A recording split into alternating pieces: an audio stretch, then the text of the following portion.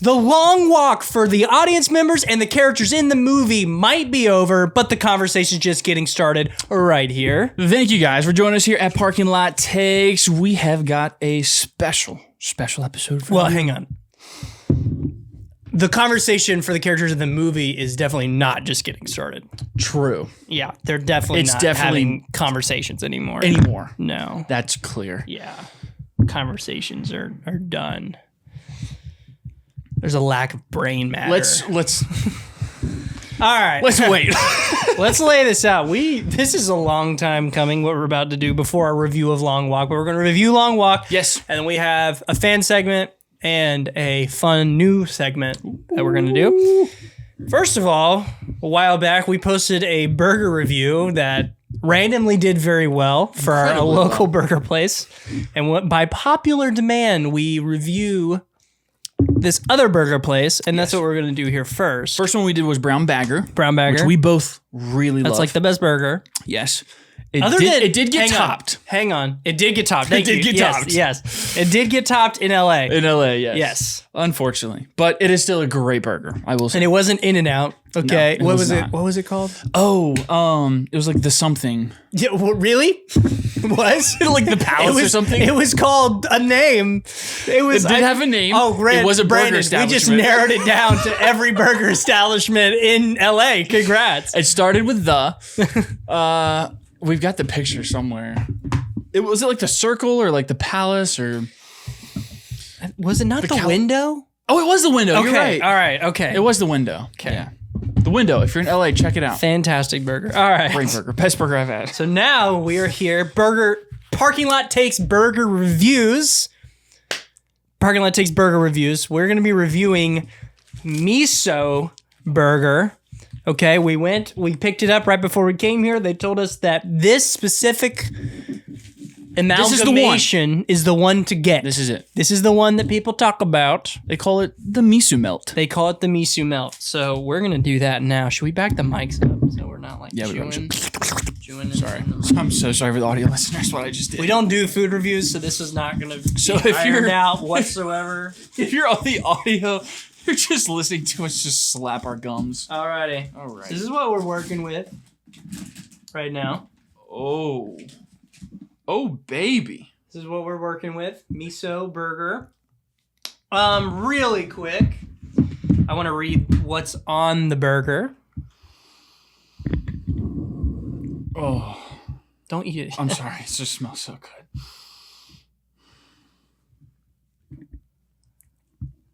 You know the rules. One bite.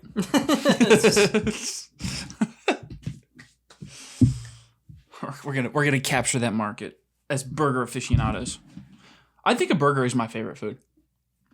It's like one of my favorite meals. I can never go wrong with a good burger.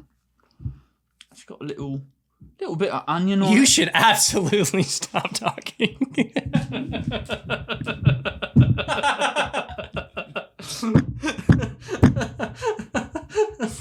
I'm sorry, Ted Lasso has just done me so wrong. All right, so the miso melt at miso street food is what it's called, but miso street food. The miso melt has white cheese, onions, bell peppers, chimichurri, and chorizo aioli. Oh yeah. So I am excited about all of that. It sounds very good. And you're gonna make fun of my British accent. Very good. Very good. You do a banger Borat, dude. I've never. Ooh. Well, good way to eat it. I like buns. All right. We Look taking at a me. bite? Did you get a single? I did get a single. Wow. I know. Bro. Dink it. Cheers. I'm sorry. Stop. You're done. Cheers. You're done. Cheers, mate. To enjoying what the boys in the long walk never got to enjoy. A good last meal. Cheers.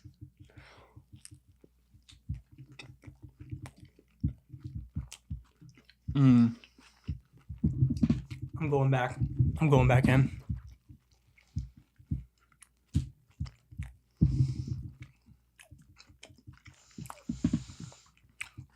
I'm getting a hint of tomato, a hint of onion, hint of spice.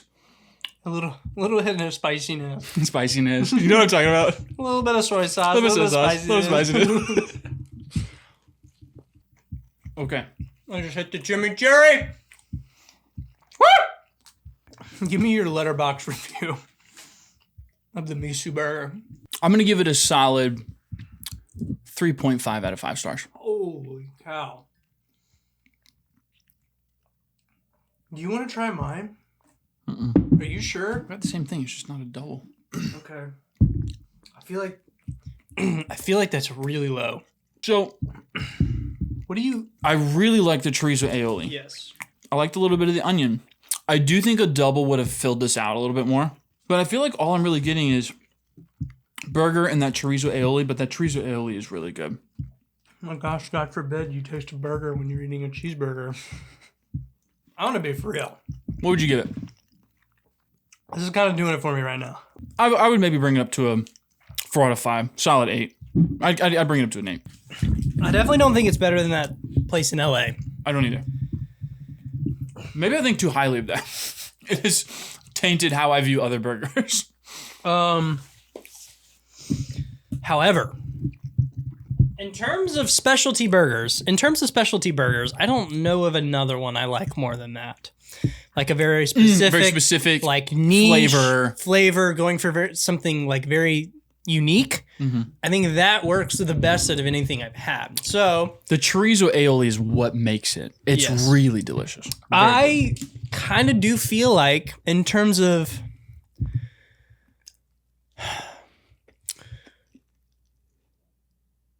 I mean, I would put this specific burger over the Bagger Burger.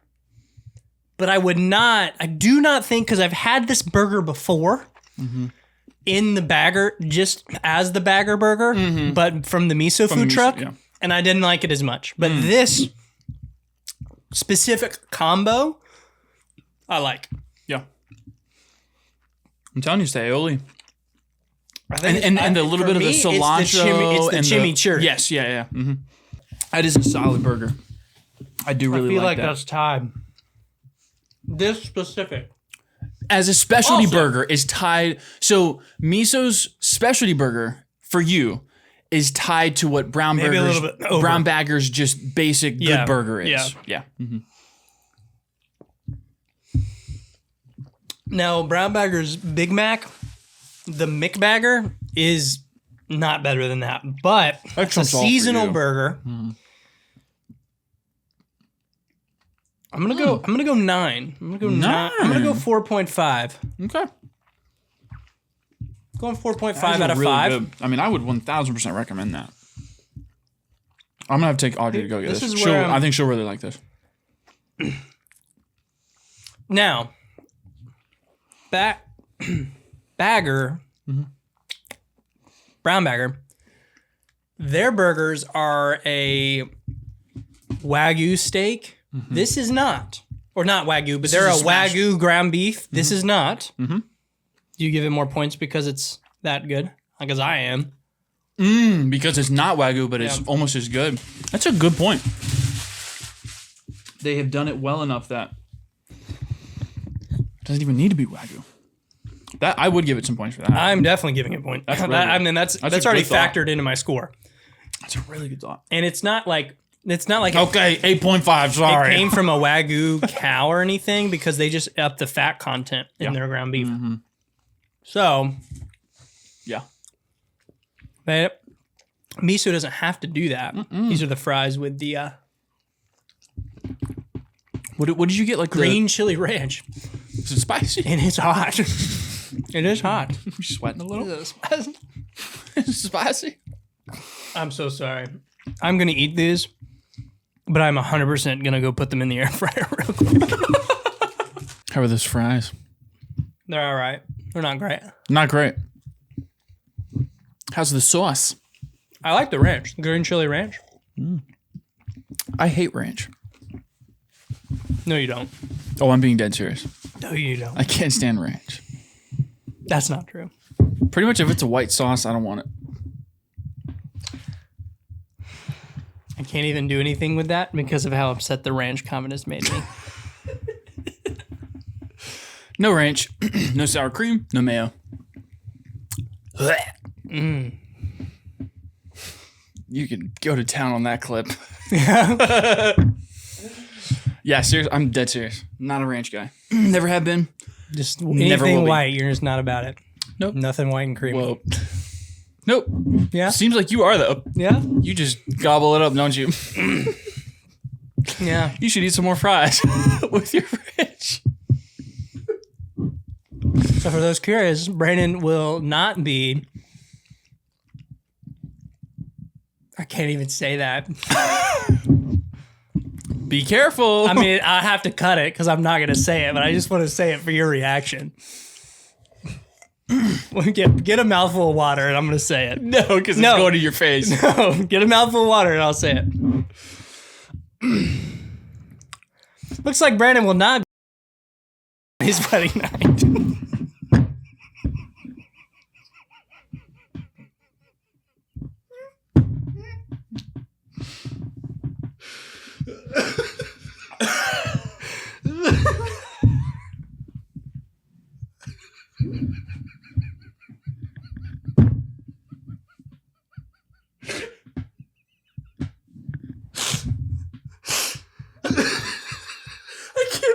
I can't breathe. Oh my gosh. You were so fast with that. I thought about it early, too. Oh. Yeah, you have to cut that. So, are you just going to be going down on those things this whole episode? No, I'm about to stop. Okay. I figured while we were talking about ranch. You're wrong for hating ranch. It makes a lot of your opinions okay. make sense. Whoa, no. Yeah. You liking ranch makes all of your opinions make sense. Huh? A lot of people agree with my opinions. A lot of people agree with my opinions. Yeah, but your opinions are also like, hey, what are the top 100 favorite movies list? I don't know. I don't know where that came Yeah, I don't know where that was going. Let's look up. Try again later. Let's look up your favorite movies and the Rotten Tomatoes top 100 movies list. You want to see how much coincides? Sure. That's Sorry. okay. Sorry, I have good movie taste. Okay. And I don't only like movies because they're nostalgic to me. Sorry. Huh? Is that what happened? Is that what happened? You should listen more.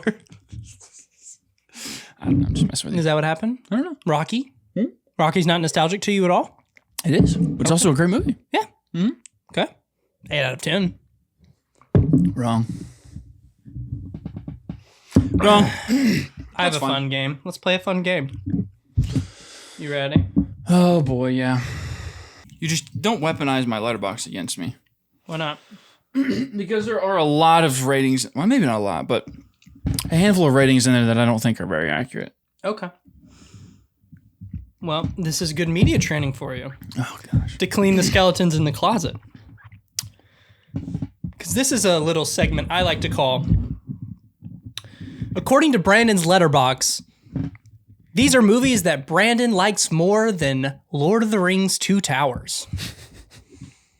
I don't even know what I have Two Towers rated. Don't look up DiCaprio, Jennifer Lawrence.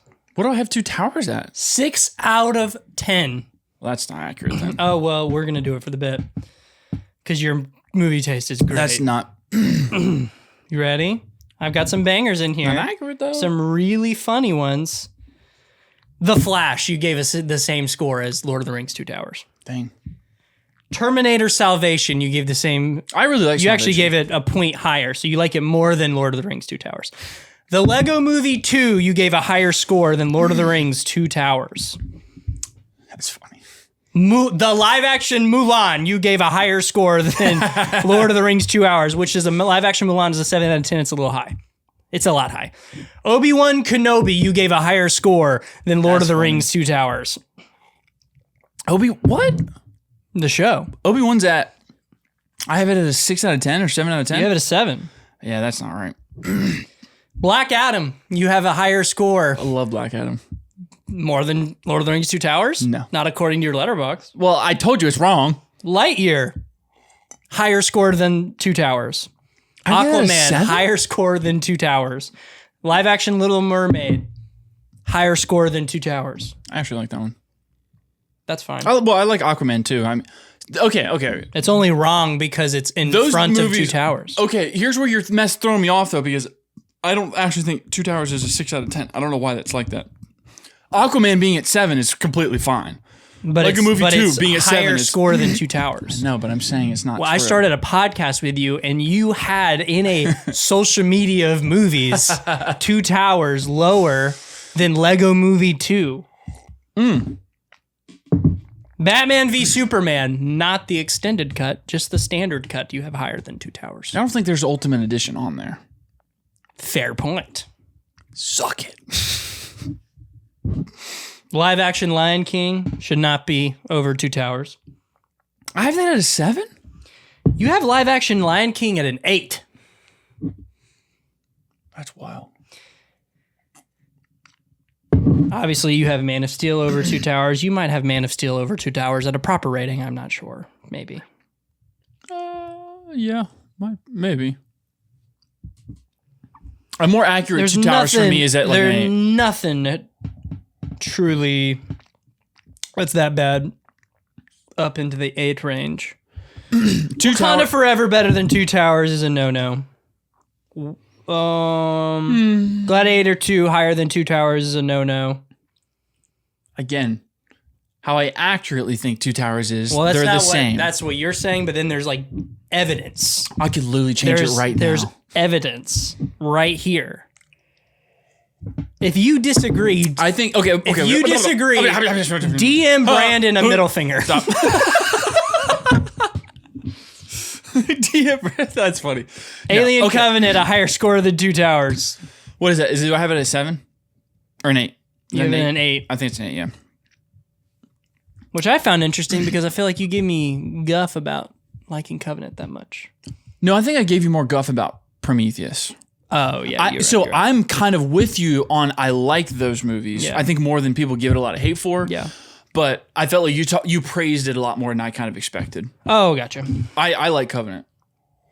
Yeah, completely fair. I mean, I get it. You didn't get to rate it, or it's not how you actually feel, so. It's fun for the bit, though. Yeah, it is fun. Okay, so here's how Knives Out, higher score than Two Towers, which is I think Knives Out's any day really of the good week movie. I probably would do that, actually. Holy cow. You gave it a 10 out of 10? Yeah, I think Knives Out's fantastic. It's like maybe like the best mystery film we've had. Knives Out is really, really good. Better than, okay. When's the last time you've seen Knives Out? I saw it. I've seen it 3 times.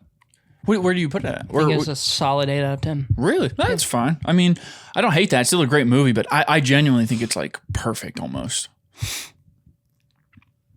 There was one more I screenshotted on my phone, but I don't remember. I think so. Force Awakens higher than Two Towers is a no-no. Force Awakens is probably at the same rating as my actual Two Towers.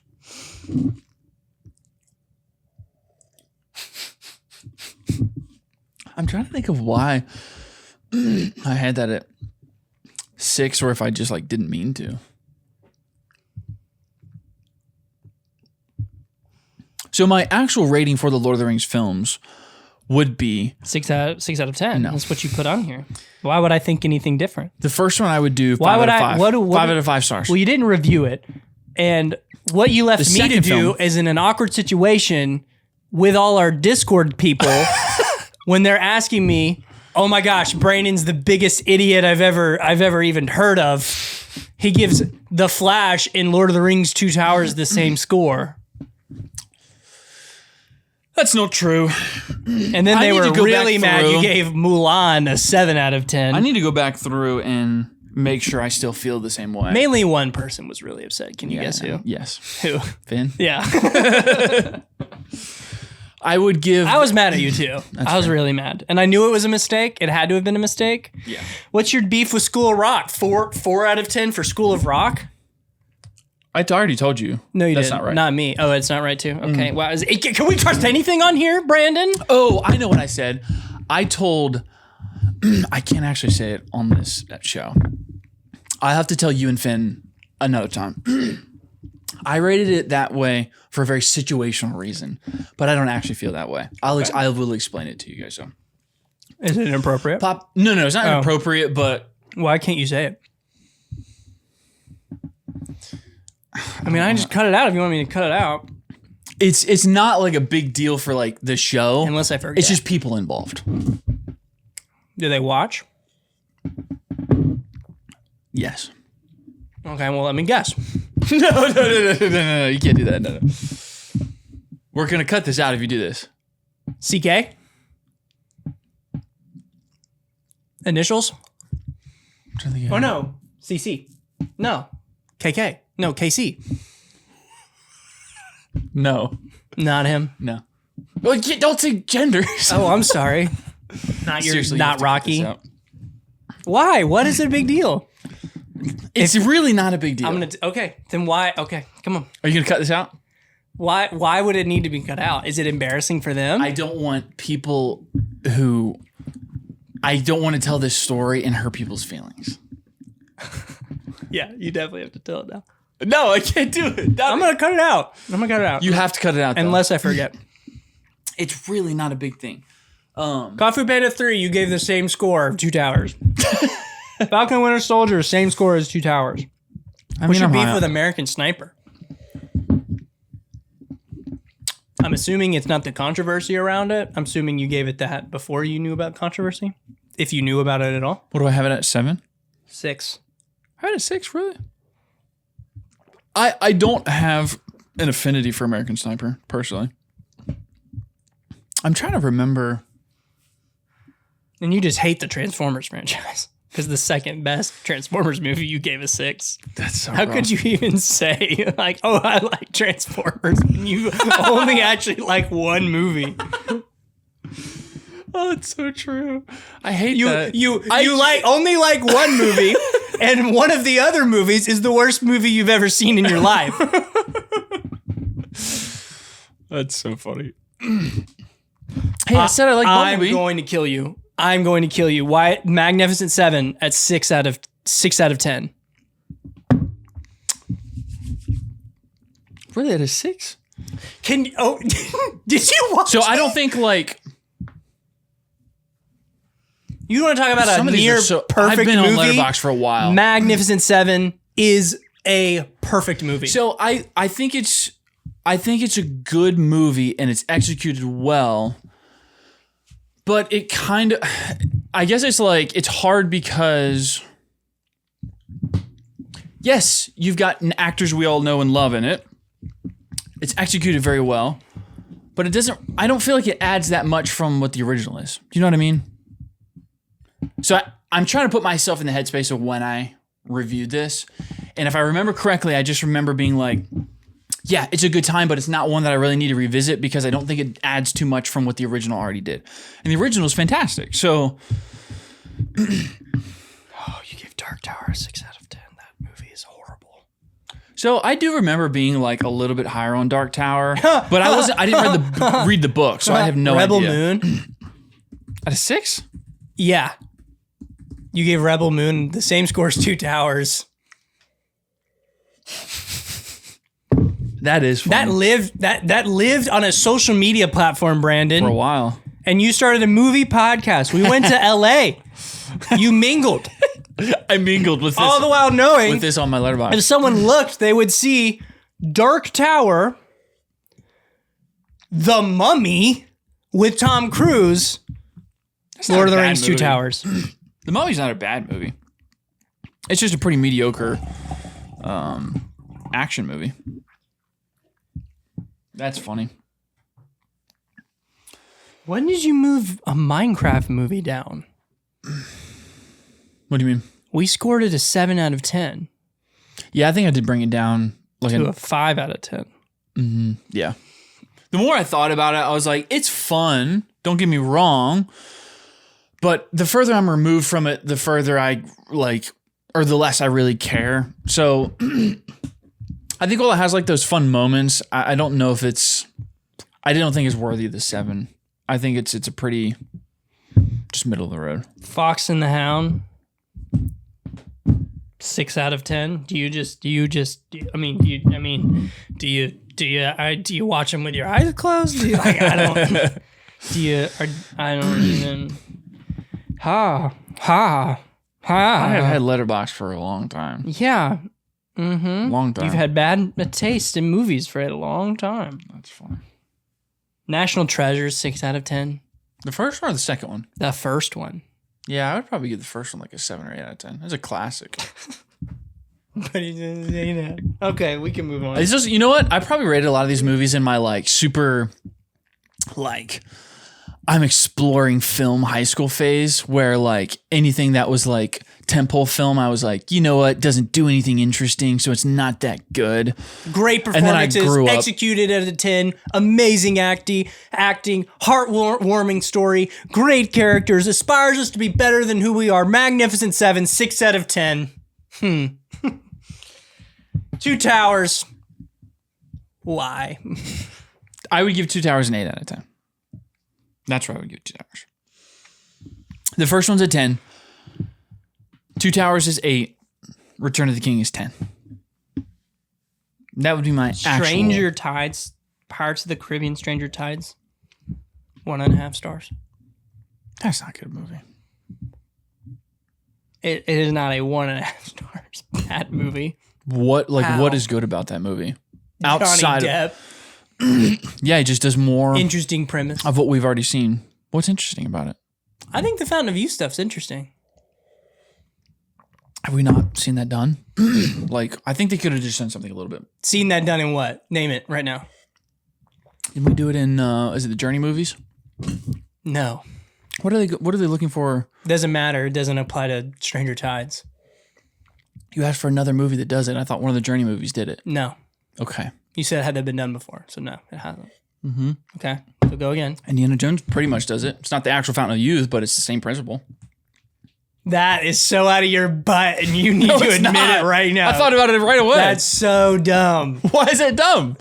That's not why. That's exactly what it is. It's not the Fountain of. It's not specifically Yeah, no the Fountain wonder of you Youth. didn't like Magnificent So- Seven. Same story, How about adaptation. That's How about the movie Fountain of Youth? the Guy Ritchie directed one? Yeah. Yeah, no, that came out after, so no. Okay, But it's been done before.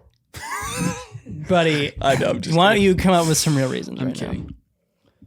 I think Stranger I'm Tides just trying to is light a lot fire. of fun. I'm just trying to light a fire. A lot of fun.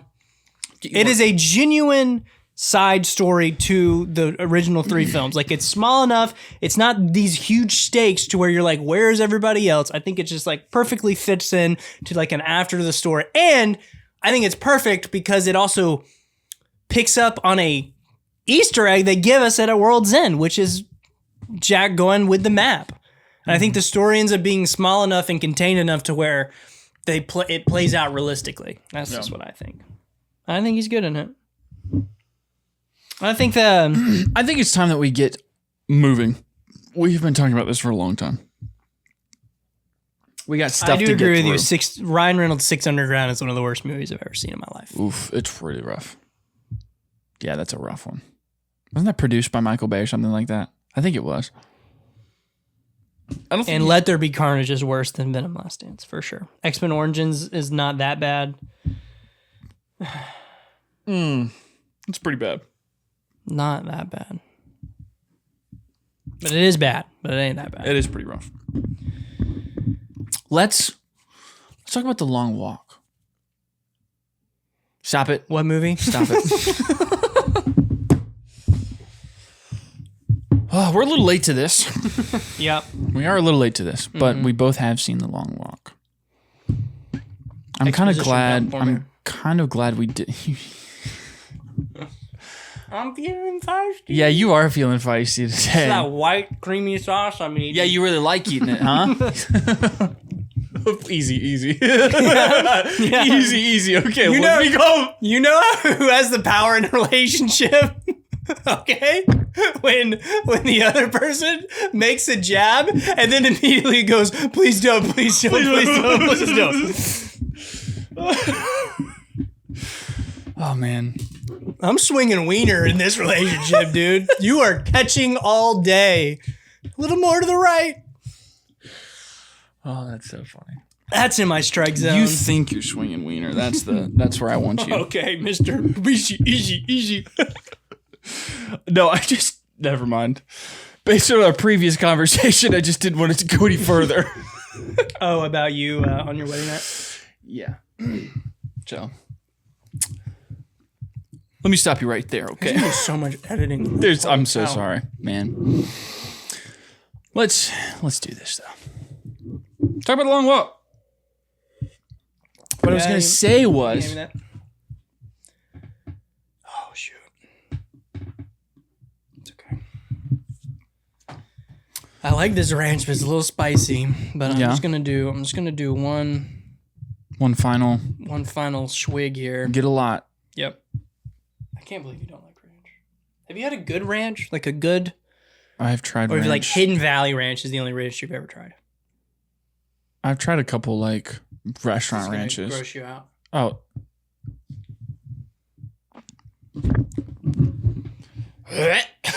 Not that bad. Brandon scores ranch lower than Lord of the Rings 2 Towers. Absolutely. Ranch 0 out of 10. That's awful. You like mayo? Nope. I guess that makes Get sense. that away from me. Mayonnaise? No. Oh my gosh.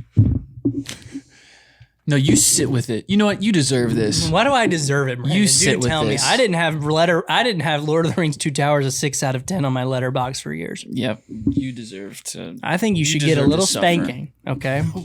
Not from you. Not from me. No, Audrey. I'm gonna write it down on Messenger. Please spank. We'll get like a paddle. Send. And That's going to be the wedding gift. That. Is you're just going to buy a paddle and a Spider-Man mask. Alrighty. Long walk. You want to rate it? When you give it the old letterbox rating? Long walk. Ready, steady. 4.5 out of 5. 4.5 out of 5. Let's go. Okay, you were scaring me there, and I thought I was gonna blow up. 9 out of 10. 2 out of 5 star. I'm just kidding. 9 out of 10. Yeah. Why'd you not go with the 10 out of 10? I have a very specific reason. The ending. The ending? So, I have to mark spoilers here. Yes. Okay. So I'm not going to spoil it. Okay. No. I really like the ending. I hate to say this, but I'm just going to go ahead and say it this way, and I kind of don't mean it as aggressively as it's going to sound. It didn't give me the gut punch I thought it was going to. Just slightly. And I can explain why in spoilers, but just slightly. And then kind of how it ends, I'm fine with, but it, based on the way the movie was paced and then how it ended, just felt a little jarring to me. And it's just enough to bring it down, just slightly. The other thing I would say too is Mark Hamill's performance feels a little cartoony to me. I didn't buy it every moment. Sometimes it is, sometimes I didn't. So sometimes it felt like it kind of took me out of the movie. Other than that, though, those are really the only two reasons I would bring it down just slightly. Do you not think that Mark Hamill's performance thing is on purpose? For the propaganda side of things? Maybe. I just don't know if I really like it that much. Here's why. I was kind of thinking about it once I got home because I was like, why does it feel cartoony? Like, is he just over delivering it? Is it just him? Like as an actor, his voice? And when I started running through my head of like other actors that I would really like to see in that I feel like it could work. Give me a Ron Perlman. Give me Ed Harris. Like somebody who is just probably leans a little bit more into kind of like the stoic kind of military leader role. I think I would have liked it just a little bit better. I think Mark Hamill does good in this, but some of the lines just feel a little out of place just because of how serious kind of the rest of the tone of that's the point though. I don't understand. Like that's the point. So I know what you're talking about, the propaganda and no.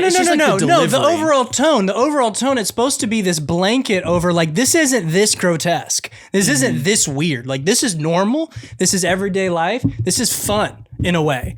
Like that's how I how I perceived it. So you kind of saying the exact definition you just gave or the exact reasoning you just gave me doesn't really resonate with me in terms of like that is an underlying theme in the movie is it's all fake. Yeah. He is glorifying and romanticizing this entire experience, but the reasons we as an audience have a visceral reaction to it because it is not that case. I think you can do that though without it feeling like you're over delivering the lines. I don't think he's over delivering, but I'm not gonna sit here and say any of the actors you just named would be worse.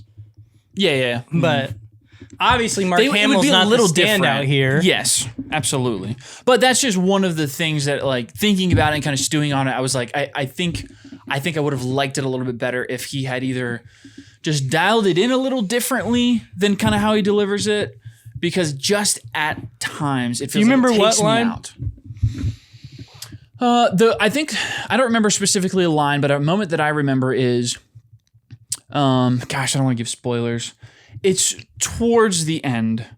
How do I do this without spoilers? Towards the end, Is this funny? Is this kind of funny? Not really funny per se. So I think I can explain it this way. Towards the end of the film, one of the characters, there's kind of a reveal. You know what I'm talking about? And kind of the connection. Yeah.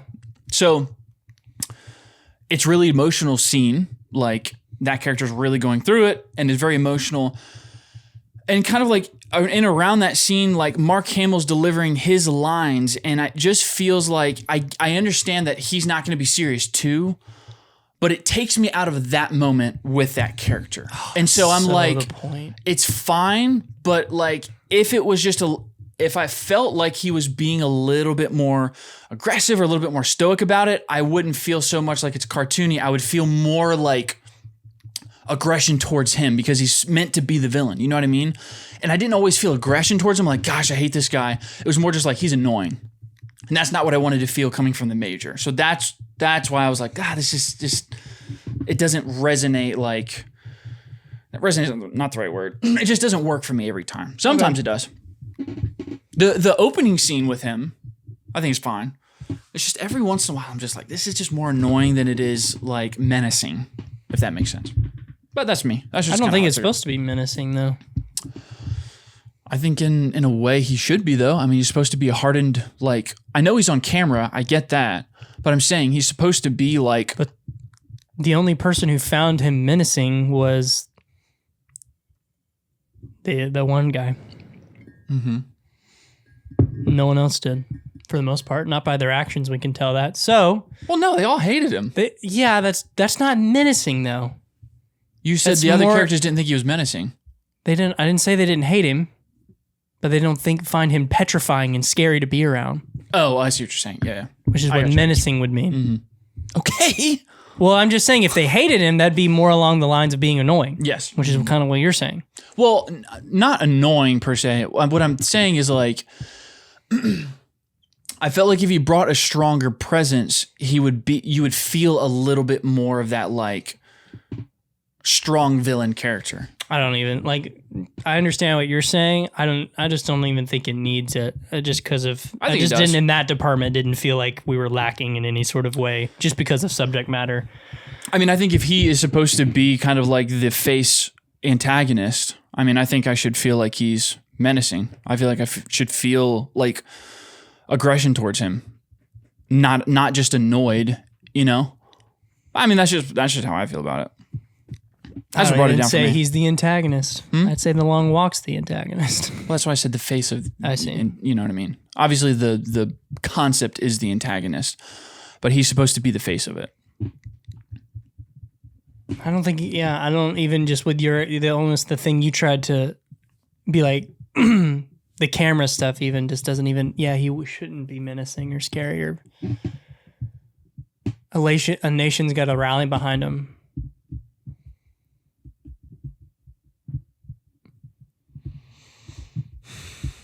I'm not saying I think Ron Perlman's a good pick, but just the reasonings, like I just don't even identify, like that's not even in the realm of something I'd be willing to be like, oh yeah, you're right, that hurt the movie. I thought it added to it. Well, I thought it did hurt the movie. So. Okay. Okay, calm down. So, you know what? You're all right, sweetheart. It's okay. Why didn't you give it a full 10 out of 10 or 5 out of 5? Yeah, the ending, for me, there's like one thing in the ending that I just don't even really make sense and took me by surprise, and it's not a big deal, but I just don't understand. It just feels kind of like a plot hole. A plot hole? Not a major one, but I know why they probably did it like that. Oh, I know what you're talking about. But I don't like it because it kind of breaks what they set up in the movie. Yeah. On top of that, I didn't feel there's the twist. I figured that out when I when they introduced the elements of the twist. I figured that out just like that. Oh, early on. Oh yeah, I knew pretty much everything. Like I kind of figured it all out. That's the only thing. I don't think they're negatives. It's just why I just didn't give it the 10 out of 10 personally. But I do think it's the second best movie that's come out this year.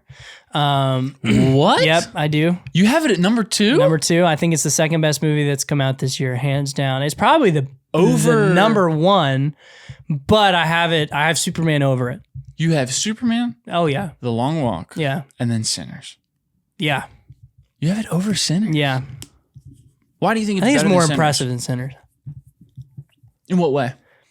I'm super curious. The subject matter, the concept being executed. I just feel like it's a 7 out of 10 executed, a 7 out of 10 concept, or like an 8 out of 10 concept executed at like a 20. Like it's just insane. Mm-hmm. Like that movie could have been so easily C grade. It's insane. Does that make sense? Oh, absolutely. Like it could have been so run of the mill, so straight to DVD, whatever, and it's not, and it's this good. Yeah. Amazing work, amazing acting, amazing direction, amazing cinematography, amazing score. All of it's just top tier. And I just kind of feel like Sinners is a 9 out of 10 or a 10 out of 10 concept executed at a 9 or a 10. Mm-hmm. So it's like to me, Long Walk's more impressive. Yes, I was gonna say you're giving points because you feel like it's more impressive. Oh, it's 100% more impressive. So the acting, I think even though there's not long chunks of like amazing performances, the actors being able to for just 4 seconds make me cry on the snap of a finger, I think is more impressive than any of the performances in Sinners. Yeah. So that's like just kind of how I feel about that. When the certain interactions between characters, when chances are high, the fact that I feel so emotionally distraught by the situation going on that I'm having the same visceral reaction that they are having. Yes. Yeah. As a viewer is just beyond more impressive. And I'm gonna like what I would say to that is, did you cry with Smoke when Stack was killed? When Stack was killed? Yeah. Did you cry? I mean, I was sad, but did you cry? No. No, didn't cry. I wasn't even close. The moment that I did cry, though, was... Yes. So there's heart. You know, all I'm saying is that like, it did bring some emotion to me, too. Yes, but it was not like every time those things happened was just instant. And like, I was weeping.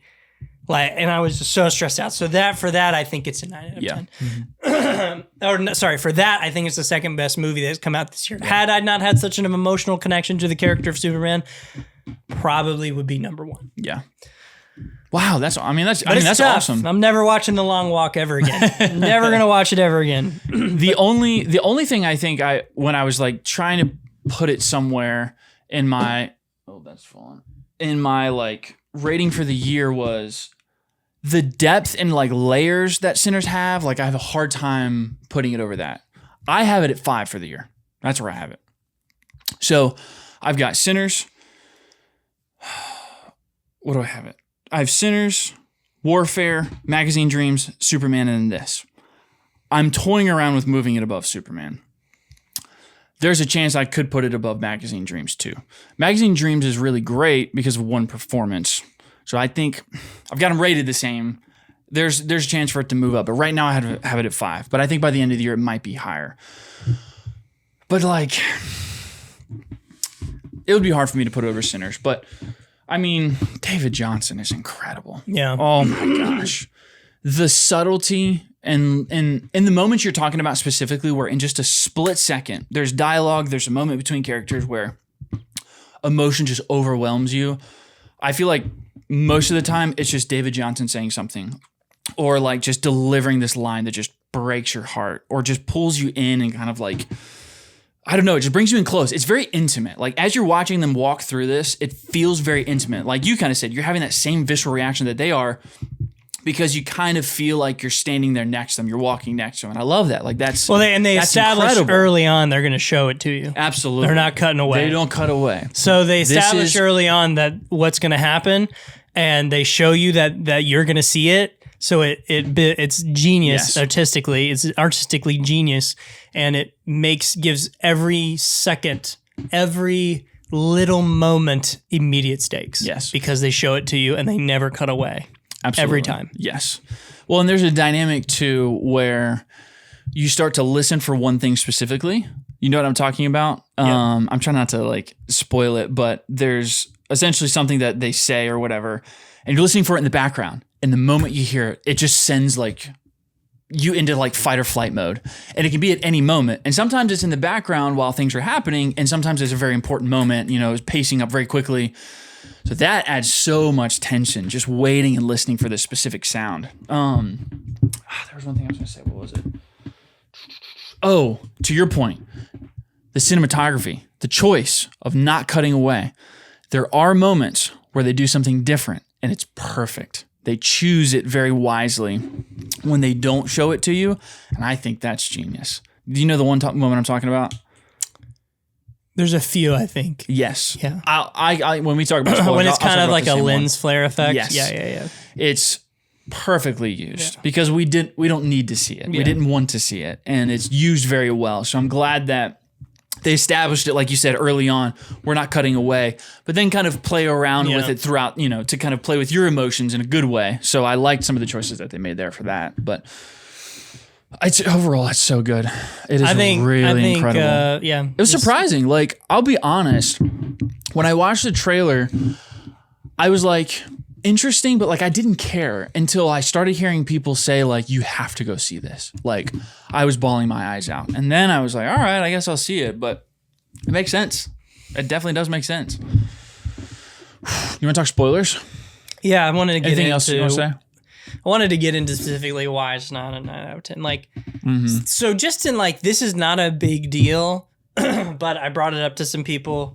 No one really had a good answer. I couldn't really find a good answer. I think I want to guess what you're... When basically the end, when they're both walking and Ray stops walking, he just gets shot like in the leg. Why? I don't know. Yeah. And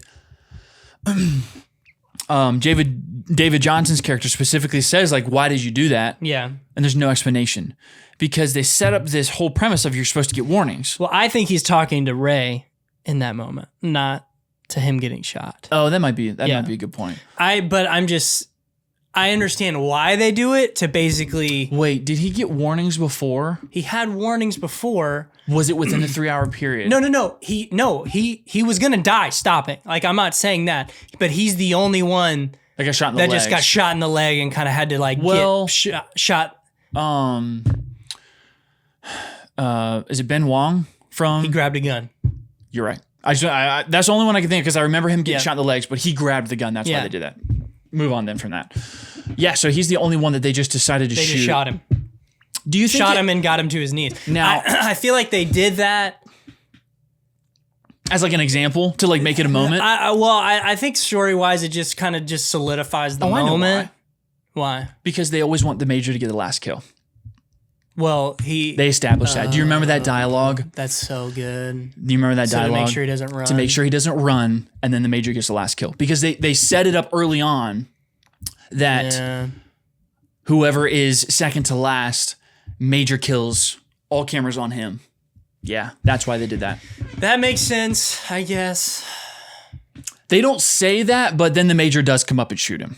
And it's an example. No, that is a good justification. I still think why? Why does the major need to? No, why? Like that would be fine. It's just that's a good. Why shoot him if he's already given up? Yeah, that's a good point. That's kind of my thought. Yeah. Yeah, I guess if you add in he doesn't want to run. In terms of explanations, that's fine for me. Like. I just wish there had been a line of dialogue like that. Yeah.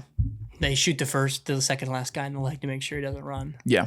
Something like that. Now it's like not a big deal, but why did that happen? And that's an all right explanation, but I still kind of feel like, whatever.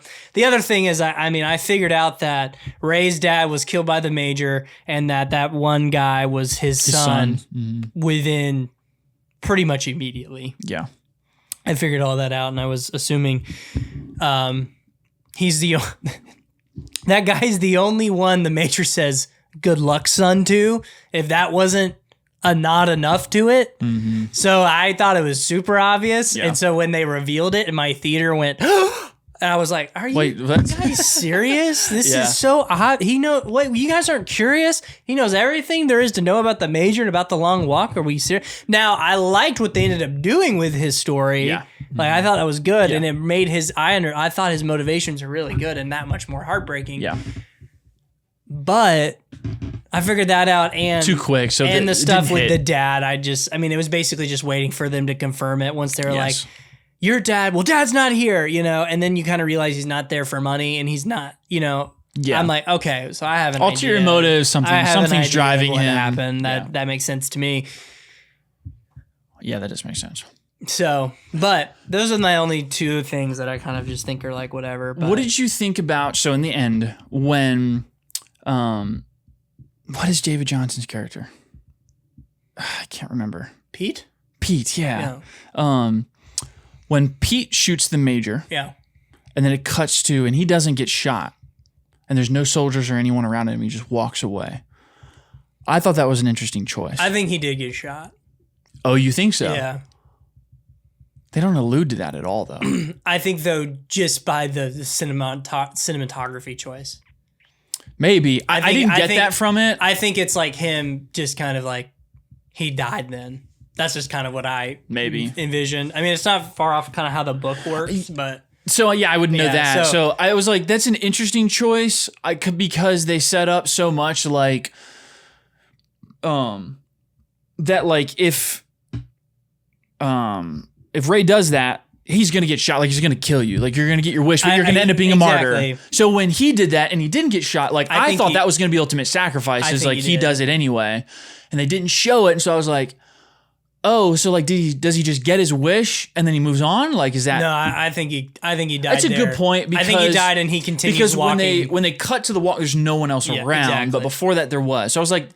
That feels a little jarring. He pulls the trigger. The only other person in the shot is the Major. Yeah, they would both be dead. Yes, so maybe they do shoot. Everybody in frame after the gunshot goes off is dead now. So therefore, I think probably they did shoot Pete. That just becomes the interpretation. And it's just the artistic choice to visualize it that way of him continuing to walk down the road.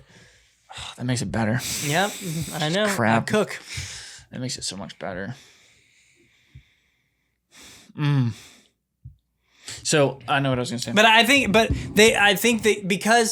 because it's not immediate and they give him so much time to like really contemplate about doing that. That's what it kind of confirms it for me that it was a sacrifice. Yeah, because he doesn't pull the gun up and pull the trigger. Like he sits there and really thinks about it. And so that to me just kind of solidifies like he knew what he was doing. He knew what he was going to do. And he wanted to enact change. Yeah. So that's like that's kind of how I've perceived it and how I would go moving forward. Yeah. But that's just how I partake. But in the book, well, do you know that the ending's very different in the book? No, I have no context. The opposite pretty much happens. Oh, really? Okay. Kind of the opposite happens. And Hoffman's son, am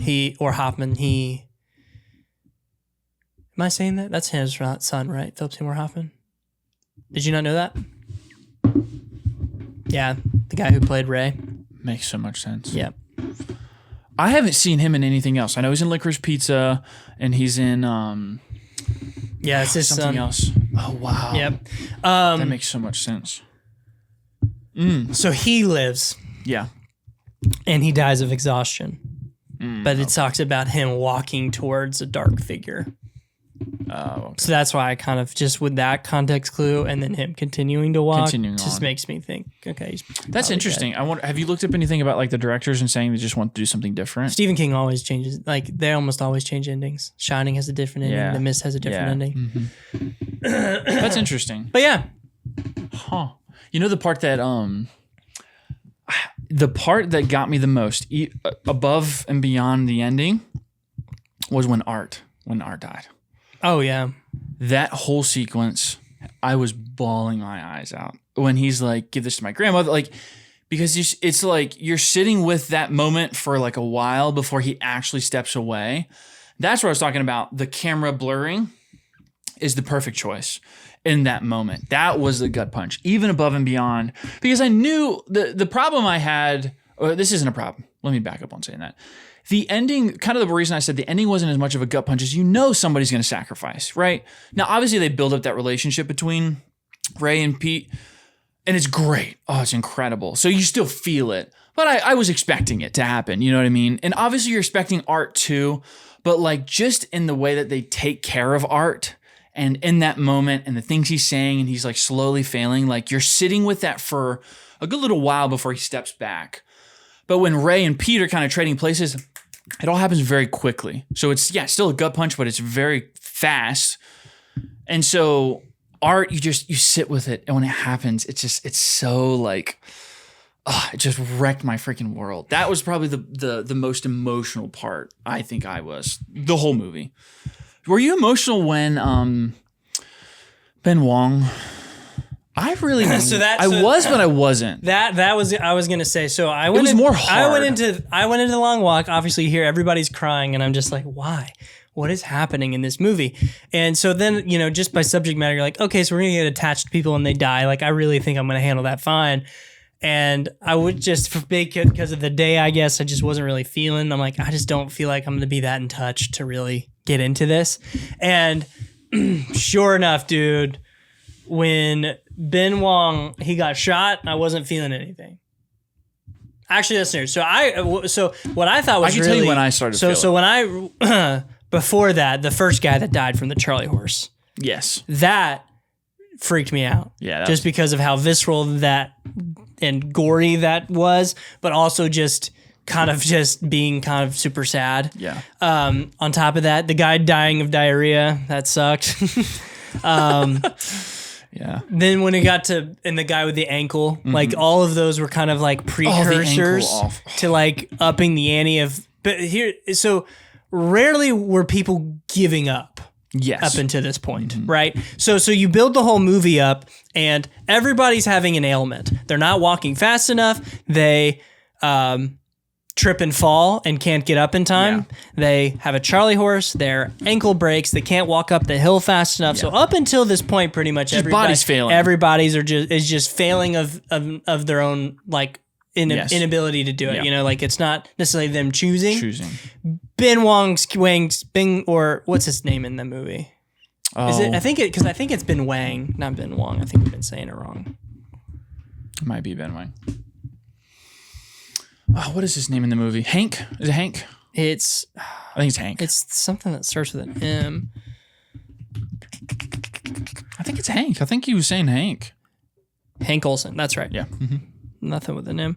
Yeah, Ben Wang. So then we get to Hank, and Hank's the first person we see like give up. Yeah.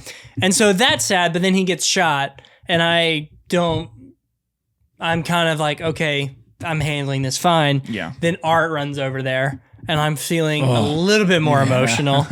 And then Ray turns around and starts running. And pulling and Art. I just lose it right then and there. And when they're pulling him away and he's screaming at them.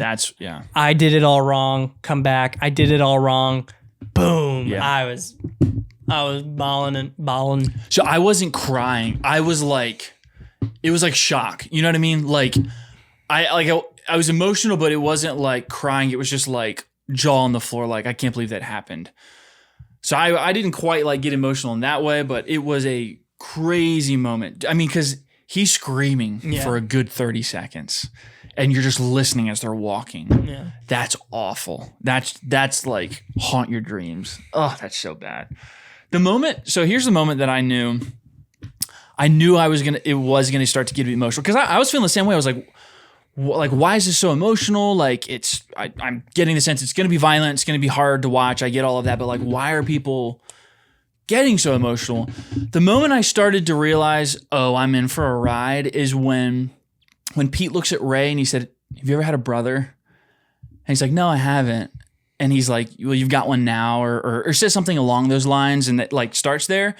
Their like music starts to swell in that moment. And they have just kind of like that intimate like conversation. And I was like, oh, they're setting up to break our hearts here. And I was like, okay, I can see what they're setting up as far as with these characters. and more than likely I am going to bawl my eyes out. So I like early on, I was kind of like, oh, okay, I'm getting like a sense of why people are probably getting really attached because we know it's going to happen by the end of it. I mean, you know, there's only going to be one person left. So these characters that you're starting to fall in love with, they're going to die. So I started to feel that kind of inside. And it also it's good for the movie because it also does build that dread because you are starting to really like these characters, but you know, inevitably every time you fall in love with them more, you're like, gosh, but I know they're going to die because they can't all make it out, which is great. Pretty much from when he sees his mom and the end of the movie, I was crying. Yeah. Pretty consistently. But yeah, the scene with his mom was just so like the way he just walks by, he just says, hey, and then she's like, let me say this. Movie started, Judy Greer is playing Ray's mom. Yeah. I thought, legend. it's kind of a waste. Like, she's not going to be in the movie much. Yeah. No, never mind. They needed her. Yeah. They needed her to really act. They needed someone who could really act in those. It's like these little moments. That's what I'm saying. Yeah. Like, I feel like I'm seeing reviews where people are like, performances. I'm like, it's not impressive. It's not going to impress you. Like there's not these jaw-dropping performances the whole movies. It's the fact that they turn it on the 5 or 6 seconds that count. Yes. And to the degree they turn it on. They don't like they turn it to It's 112, dude. Yes. Like it's nuts. And so you are able to experience these moments where he's running to his mom saying, I'm sorry. I like he's saying, I'm sorry. And she's telling, go back. And it's kind of fine, right? Yeah. And then the gun comes up. Yes. And then this, like, it's just because they freaking established it earlier, what's going to happen. Yeah. And they're so visceral with it. That a situation just immediately It goes from 0 to makes 100 you cry. very quickly. It's just like the whole thing's like that. Yeah. The freaking night scene, dude. Yeah. When he's walking up the hill, 0 to 100 really gosh, quick. yeah. And people are you're just hearing boom, boom, boom. I mean, boom, people and just dropping. people just falling. Just nuts. Yeah. So good. And that is obviously great story element, you know what I mean? And Stephen King, but that is just like execution from a filmmaker standpoint of building the dread and then taking the idea and just executing it as a 10 out of 10 because it does. You go from like playful banter to, oh shoot, I hear the warning signs. Warning, first warning, second warning, and that quickly. Like to get to that third warning is not very much time. Like it's not very long at all. So you escalate so quickly. And it's genius because it forces the audience member to like, it invokes this quick, sudden emotion, right? It's almost like an adrenaline rush, you know, like people who are in car accidents or things like that, right? Their adrenaline's running. And then when they come off of that, what happens most often? They just start crying because they're like, I don't know why I'm crying, but you're coming down off that, adrenaline rush. So it's like, that's what it is for us, right? Like you get that, it happens, and then you're just like left with it. And then they move on. And so it's just like, it forces you to kind of cry, forces you to, feel that. Up there with Warfare. It's a movie you experience with the people in the movie. Absolutely. It's an experience that you share as an audience member with the people who are the characters. That's a great comparison, yeah. Yeah. Specifically, I found myself plugging my ears when gunshots were happening. When I could anticipate a gunshot, I'd close my ears. Yeah. Just like the other characters did in the movie. Mm-hmm. So I think it's great. I think it's very good. I'm happy you liked it. I was really thinking you were not going to like it. Why did you think that? Because you didn't rate it on Letterboxd. Yeah. That's precisely why. I gotcha. Yeah. You did want me to see. Yeah. No, I really liked it. I wanted to be sure. I mean, I got a sense like I thought maybe you liked it. But yeah, it's fantastic. It's definitely one of the. I do think, like I said, I've got it sitting at 5 out of the year, but I think it could creep up. It could creep above. I think it should be above Superman probably. But yeah, it's fantastic. I'm glad. Like it was definitely a little surprise. I didn't expect it to be good, but I mean, with all the buzz, I had to see it, and it's incredible. Mm-hmm. David Johnson's going places. Oh yeah. Oh my gosh. Hoffman's going places. Oh yeah. I mean, both of those guys are just incredible. I mean, just the nuance between their conversations is just so good. Like you could put them in, I think, in any drama, and they're gonna kill it. So how long? Who would be between me or you? Who would be most likely to die in The Long Walk?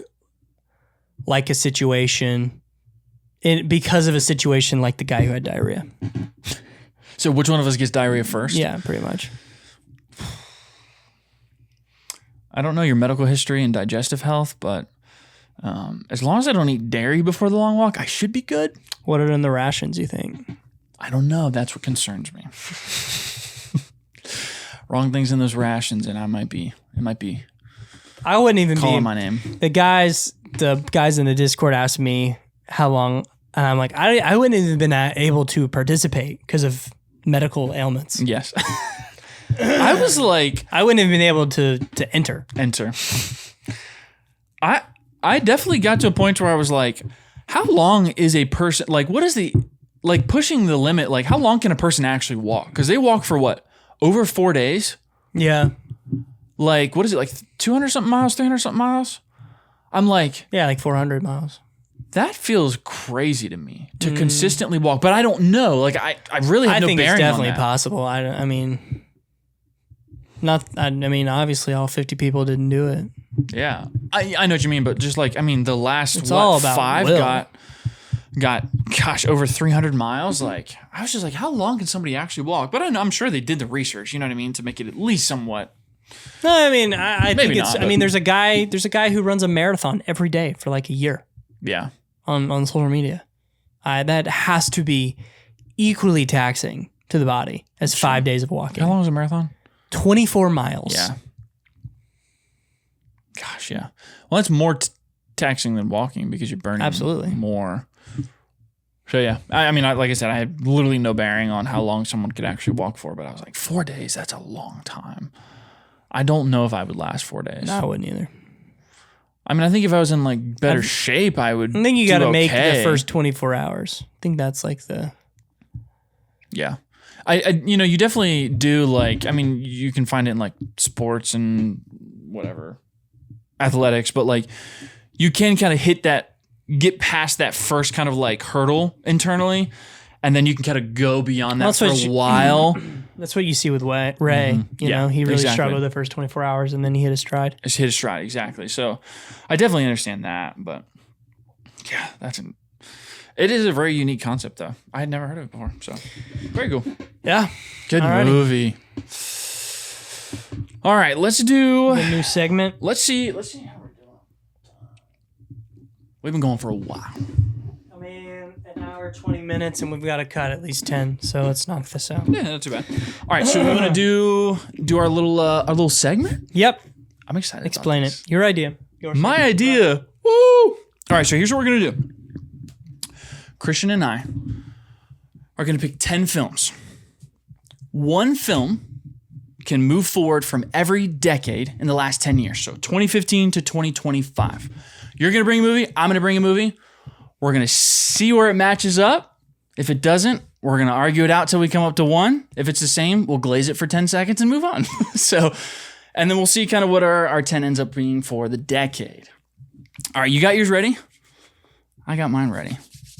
There's a few years that I was feeling I'm not feeling great about, but most of them I'm feeling pretty good. Okay, let's do it. All right, let's start with the oldest first. I really had to stretch back here. I bet you did. Please stop. Before my Letterboxd days, believe it or not, 2015. Let's alternate back and forth. So this time you go first, next time I go first. Well, I think we should just say it at the same time. You say it at the same time? Yeah. That's fun. 3, 2, 1 it. 2015. Ready? 2015. 3, 2, 1. Sicario. Southpaw. I didn't think I was going to win this one. Southpaw's definitely moving forward over Sicario. Oh my. Hands down. No shot. Yes. Southpaw's a good sports movie. Sicario is one of the best action movies we've had in like the last 20 years. No. Oh my gosh. That's not true. Have you? I don't think you haven't seen Sicario. It's good. No, you haven't seen Sicario. Yes, right? I have. It is good. You don't think the Gyllenhaal performance in Southpaw? It's incredible. You're all about You're all about gut-wrenching emotional stories, and Southpaw is literally that. Yeah, Southpaw's great. Yeah. I think Sicario is clearly the winner, though. No. Oh my gosh, dude. Who directed Sicario? Denis Villeneuve. Exactly. That's exactly why you wanted to go for crap. it. Yes, no, you're full of crap. Yes, it is. Emily Blunt's performance, Benicio del Toro's performance, Josh Brolin's performance. It's thrilling the whole way through. Did any of them get jacked? It has one of the best action sequences in On the Border, Crossing the Borders. that we have seen in the last 20 years. Hands down. Oh my gosh. The tension in that scene. Statement. The tension in that scene is off the charts. It's it's better than anything in Winter Soldier. I said one of the best. Okay. I didn't say the best. Okay. So pipe down. Okay. But you don't get one of the best. Exactly. So it's not the best. So let's not consider it then. Well, why can't I say it's one of the best? I think Southpaw is one of the best Jake Gyllenhaal movies, easily. Yeah, it's up there. Absolutely. Okay. I still think Sicario is a better movie. I think it deserves to move forward. I just gave you all the reasons why. No, you gave me Jake Gyllenhaal. All you've given me is Jake Gyllenhaal. I give you 3 outstanding performances, great, incredible action sequence, and overall throughout the entire movie is about Gyllenhaal. What are you talking about? Yeah, give me more. Give you more? Yeah. This is what I wanted to say. You're taking a long time to get this. Brandon, I'm going to say what I said earlier, and it's going to stay in. What is that? Yeah, good try. This is what I was going to say when you're saying the action sequence. And I thought it was funny. He's jacked. And he has cool tattoos. Who? Jake Gyllenhaal. Oh. That's fair. He is a good looking man in that movie. That's fair. Exactly. Did anyone learn how to jump rope in Sicario? No. No. You know what is very real? None of them had to go pretend, they did pretend. None of them had to go and kill cartel people.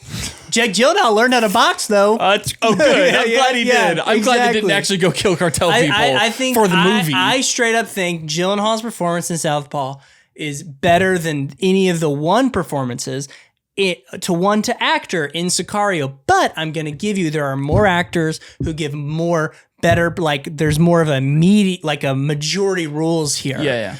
But I think Gyllenhaal's performance in Southpaw greatly outweighs, and just that comeback story I think is incredible.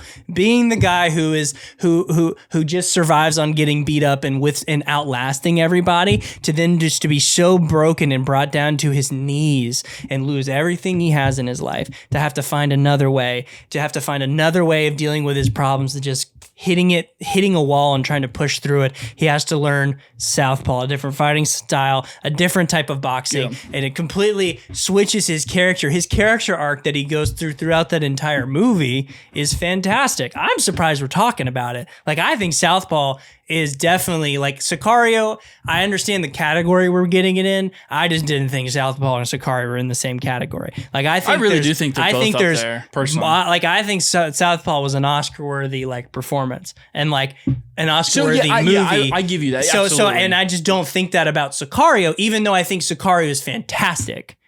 I think Sicario is an Oscar-worthy movie. Sure. I really do agree with your point that I think Jake Gyllenhaal's performance is better than any of them across the board. But I think overall, Sicario is a better movie than Southpaw. It's like this is the tricky part, right? We're arguing 2 great movies, right? So it's like you're splitting hairs. And in my opinion, I feel like I'm splitting hairs. But like, I don't know, man. I just like the little twists, the little turns, the nuances of Sicario is just, I just think it's so good, like from start to finish. I think it's legitimately like almost a perfect movie. I don't know how we move forward from this. We're on 2015. Let's just quit. Let's just quit. You know what? Episode done. Let's just be done. Maybe this will kind of help us. What do you think is more important to move forward as far as like film history? So, and this is my next point here. Mm-hmm. I think Jake Gyllenhaal has other performances. So like if Southpaw is gone, there are other performances that Jake Gyllenhaal has. Nightcrawler. Like, there are other opportunities.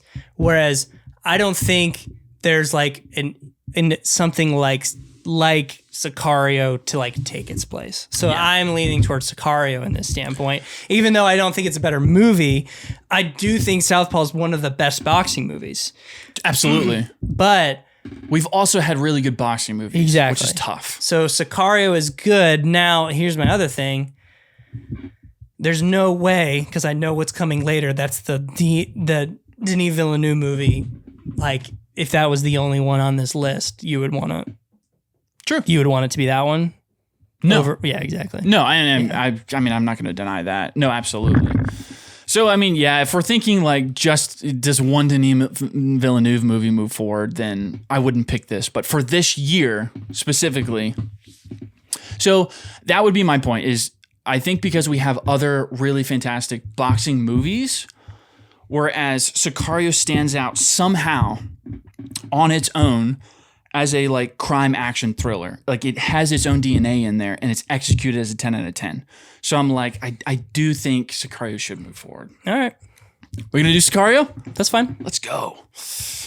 All right, Sicario. Write it down. Oh, yeah. I'll start adding them in.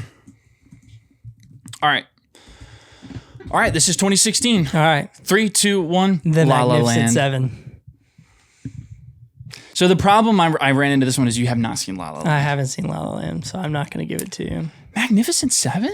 I think the Magnificent Seven is a perfect movie. I think it's better than Tombstone as a Western. Really? It's not. I did not know this I like about you. Tombstone more. Magnificent Seven was in the top 10 for a while. Wow.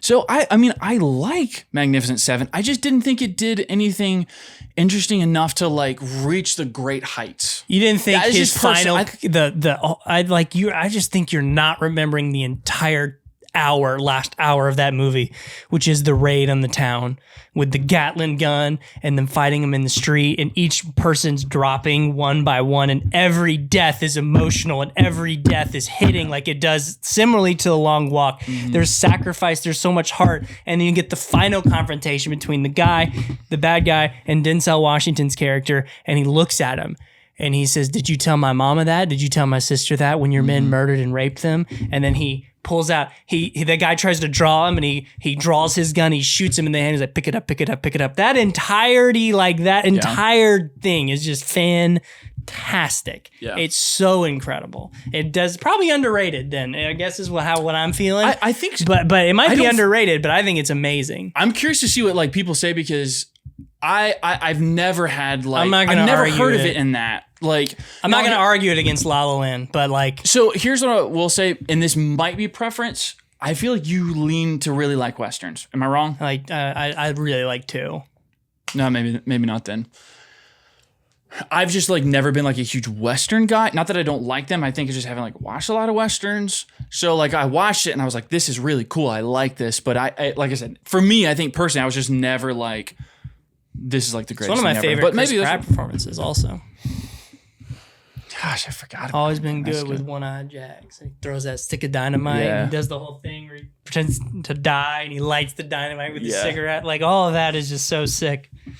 I'm not going to argue against La La Land because because I know people are just going to pick La La Land. That's fine. I haven't seen it, so I don't think really La care. La Land. I pick La La Land because it's like the defining musical of the modern generation. We have so many great musicals from like the 60s, 70s, 50s, earlier. But like this, it brought back that same heart and everybody fell in love with it. Like it probably it should have won the Oscar, but it didn't. Oh, it didn't win? No. Oh, Magnificent Seven. No. Did Magnificent Seven win the Oscar? I don't really care. It might have. I don't know. That movie was awesome. Do you remember that out. year? It was the controversy because they read La La Land for the Oscar Goes To, and they're like, "Oh no, I'm so sorry, it's been a mistake. It's actually Moonlight," and it was like a big. You don't remember that? I mean, I never watched the Oscars. That's so. fine. Yeah, it was So, like but a they big thing. actually said La La Land? They accidentally said Because it was on La the La card? Land. They started to walk up, and it was like somebody came out and was like, "I'm so sorry. There's been an issue. Like it's actually Moonlight." And La La Land, like they walked off stage and Moonlight came up. Yeah, it was like super awkward. How does that happen? How does Harvey? What was it? Steve Harvey. Remember when he did like the whole like he said like the wrong like what was it? What was he? He was like judging something. It was kind of whatever. It's happened before, but yeah, there was like a whole controversy with that. So it should have won. But All right. all right, let's do 2017. Yep. All right, 2017. 3, 2, 1. Logan. There we go. We agree, baby. Yep. Logan's fantastic. It's one of the best comic book movies we've ever gotten. All right. It's incredible. So that's an easy one. Oh, all right. 2018. 3, 2, 1. Into the Spider-Verse. Let's go. All right. Here we go. 2019. This is where we may differ. 3, 2, 1. The Parasite. Gentleman. I'm not budging on it. I'm not budging on it either. Yes, you are going to budge on it. No, I'm not going to budge You're on it. absolutely going to budge on it. And you want to know why you're going to budge on it? Parasite is a defining The Gentleman The Gentleman means more to me than Parasite means more to you. That's why you're going to budge. That's why you're going to budge. I have, if you, do you really want to, you can lock down. I don't care. It's tough because I came ready for this one. I didn't think about The Gentleman, honestly. I know. I forgot. I forgot. I don't care. It's fine. There's no amount. I'm not taking Parasite with me. Like, I think it's fantastic. I'm not going to do it. Okay? I don't care to rewatch the movie. It's fantastic. It's one of the best movies ever made. Don't care. Don't need to rewatch it. It could go. So I'm not taking it. It is not even like in your top 5 favorite movies of all time. It's in my top 10. Exactly. So for that reason, it shouldn't move forward because The Gentleman's my number 1 movie of all time. If you want to hold still, I have a fun way we can settle this. Now I just want to know. Yeah, Smash Bros. We're going to play a round of Smash Bros. We're go. going to go 3-stock Smash Bros. I think we should do that just for fun, but I'll give you The Gentleman. Okay. Here, my argument for Parasite, just not knowing what you were going to pick, was that Parasite was the gateway for an audience of American viewers to foreign film. So it's like defining for the last decade for people to like start exploring beyond what American cinema is. But that's not what this is a list of what you can take. I know. Okay. I'm just saying. That was my Okay. That was my reasoning. But I'll give you The Gentleman. Movies you can't live without. Last decade. I'll give you The Gentleman. Man, that sucks. Oh, I don't want to give up Parasite, but I'll give it up. All right, 2020. Here we go. You ready? Yep. 3, 2, 1. Justice League Dark Apocalypse. Tenet. I thought this was going to be a lock. Either. I thought this was going to be a lock. 2020 sucked for film that year. Justice League Dark Apocalypse is sick. I haven't It's a seen 9 it, out of 10. What? I haven't seen that one. Oh, we can go Tenet. I mean, I'm not going to try and convince you of a The movie. only movies I came up with that year was Tenet and A Quiet Place 2. Those are the only 2 that I was like, this could Both move good forward. movies. Both really good movies, yeah. But those are like, beyond that, like when I made my list for 2020, beyond that, they're just like some good movies, but not like anything really great. I have Tenet and Justice League Dark Apocalypse here. But Yeah. I wanted just Justice League Dark Apocalypse to get the representation as I would take it. But I'm good with Tenet. Kind of equally in that boat, but I just figured you weren't going to say Dark Apocalypse, so I wanted to have representation. Oh, that's but fair. I'd be fine with either one going forward. I would be sad to not lay eyes on Superman getting kryptonite tattooed into his chest, but I can live with it because I've seen it already. But some of the stuff in Tenet is just so fun, so that's fine. All right, so we'll do Tenet. We're doing Tenet. All right, hold on. Let me make sure I'm doing this. Logan. That's right. The Gentleman. Why did I like? It's crazy that I didn't even think about that. Like I completely forgot that movie I was ready. existed when I was looking knew through you were it. going to pick Parasite, and I That's had my so argument funny. ready. I figured you did. Yeah. Which was, Gentleman means more to me. You're going to do this for me. You're going to do this for me. All right, here we go. 2021. Ready? 3, 2, 1. No Way Home.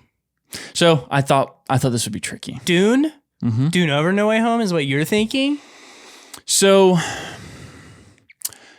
I can kind of give you my reasoning because I kind of strategically chose Dune now because of what I know is coming later, and I choose something a little different later. Fine. So that's why I chose That's Dune. fine. We're going to do No Way Home because we're not losing that. So you don't think Dune is more defining though? Like, No. I mean, even both of our, well, that's right. You're less on Dune than I am. You think Dune's like a terrible movie. No one said that I'm just kidding. at all. You said, you think it's like a what? Like an 8 out of 10? The sentence, Dune is more defining than the first time we ever saw all 3 live action Spider-Man on screen together interacting, to me is crazy. Well, I mean, Dune is defining as far as like for science fiction. Fine. It's defining for you or what it means more to you. This is what this list is. I think Dune's a better movie. That's not what the... I know. I'm thinking through Okay. it. Let me think through it. Okay. Think through it.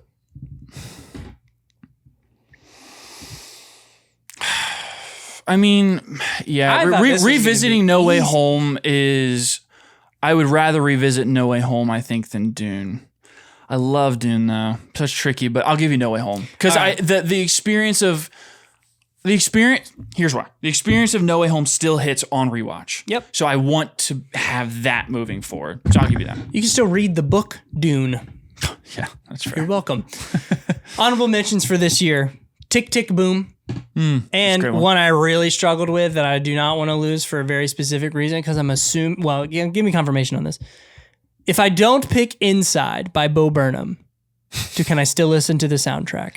Or is that gone too? All done. I can't rewatch Inside, but I can think still it's all listen to the done. music. Well, and I don't know this, so you tell me, did the soundtrack directly come from the movie? Oh yeah, So then no.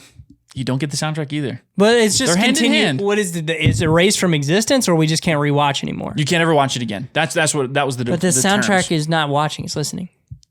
Frick. No, you can't loophole me. This is get. Otherwise, I'm saying Inside. You can't experience that ever again. Anything about it. So that means, can we not watch the other Spider-Man movies? No Way Home? No, never mind. That's stupid.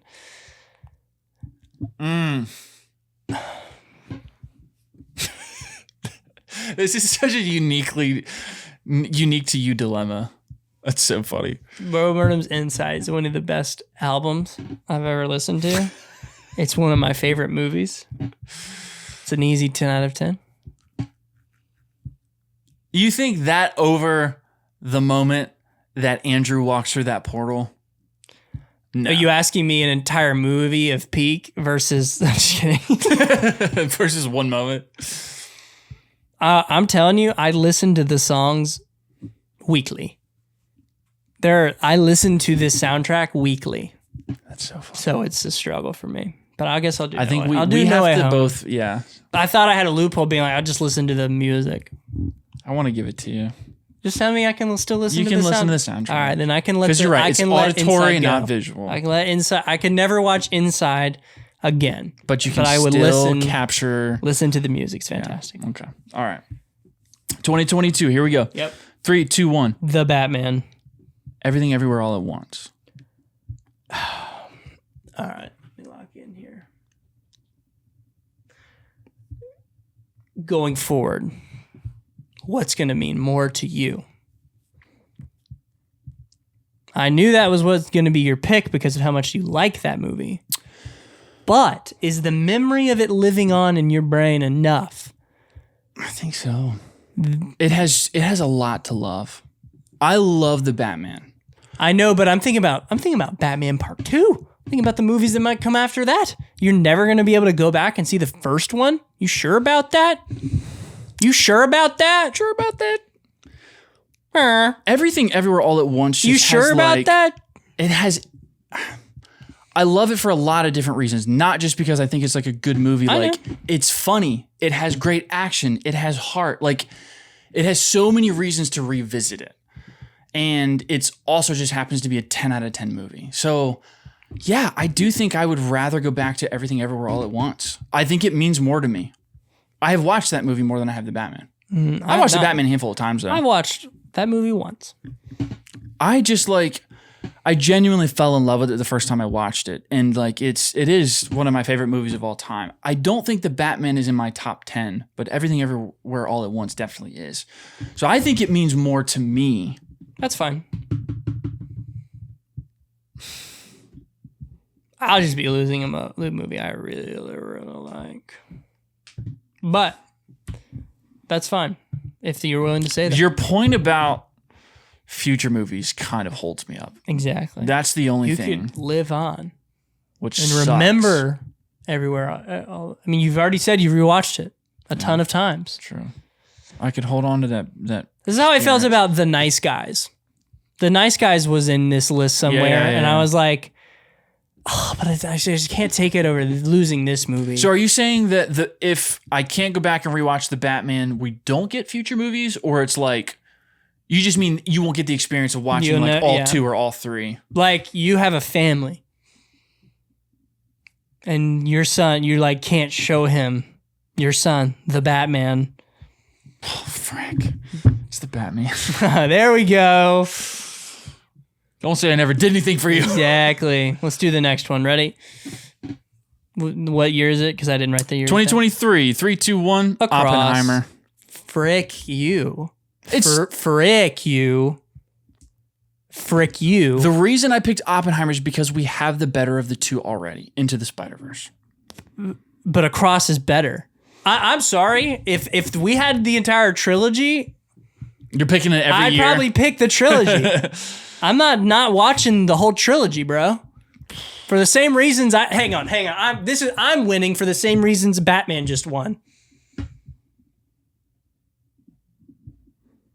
Same thing. Same concept. What are you more excited about? I promise you with Beyond, you're going to absolutely regret not giving that. Rewatchability, like... Yeah, the Oppenheimer's long as crap. It's hard because it's just like so good. And I value... You are not taking a period piece, bro. I mean, over Across. I mean, I could. We're not putting that out into the ether. I'm too much of a Nolan stan. Yeah, it's probably Across. Aha. All right. Next year. Let's do it. 2024, right? This might be out of left field. 3, 2, 1. Alien Romulus. I knew it wasn't. So I thought it would be like different. Yeah. Because like technically on that year, I have it a few down. Yeah. Like it's not my favorite movie of the year. But like I genuinely think Alien Romulus like has revitalized like a niche science fiction genre. And we're getting bangers because of it. Oh, yeah. Alien Earth, good Predator movies. Like they're just, people are being forced to go back to the drawing board with these franchises and like do something fresh. And Alien Romulus is so good. Agreed. All right. 2025. You just want to let me say it because I will not budge. And I will go to the grave. This is 3, 2, 1. Sinners. Superman. No. We're definitely taking Superman going forward. Why though? I would rather just tell me why. Cut my legs off than tell you, I'll never be able to revisit Superman ever again. Well, you know what? I'm sticking in the ground. You gotta cut your legs off. We'll do the Smash Bros thing. I know I'm better than you at Smash Bros. Oh, really? Oh, 100%. You haven't seen me. Okay, maybe I'm wrong. Do you wanna put that to the test real quick? Sheesh. Sinners is just literally like, it's like one of the best movies of the freaking decade. It's so tricky. Even because you love it, but I know Superman means more to you. I really do want to whip out some Smash. I feel like I need to give it to you just because of how much Superman means. I make money from to social you. media because of Superman. That's a crap reason. Let's do the Smash Bros thing. But I'm telling you, even if I lose, will give you Superman. We're still gonna do Superman. I will give you Superman because it's tricky because we don't know yet. But Superman could be the start of like a generational run of comic book movies. New. Frick, Sinners should move forward, but no, it shouldn't. I think I'll give you Not Superman. Not in Superman's on the table.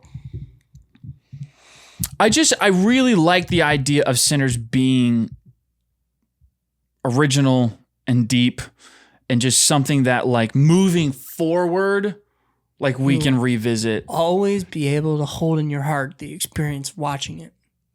But we have Man of Steel. I'm just kidding. We're just kidding. Smash. Calm down. I'm just kidding. Superman is a pretty big deal this year. Especially with the start of the new DCU. So I'm going to give you Superman. I've laid down a lot for you, so you're welcome. Not really. It's about the same. I think you might have done more. Oh no. I laid down 4 Across. I mean, when I say I'm just being Cross, The Gentleman, No Way Home, and Superman is what you laid down. And The Batman is what you laid down for. The Batman. So yeah. 6 out of. So you sacrificed less, or hang on. Wait, what was over Oppenheimer? What? I'm losing Across. my mind. Across, yeah. I sacrificed on 3. Technically 2 because I had Tenet written down as well. Yeah. But a lot of them we agreed, Yeah. so. Next episode, we're going to do the MCU fight draft. MCU fight draft. And then we're going to do fan questions. Fan questions. We got some good ones this week. Some interesting ones that I think will be fun. Yep. So we'll talk through those. So yeah, be looking for those.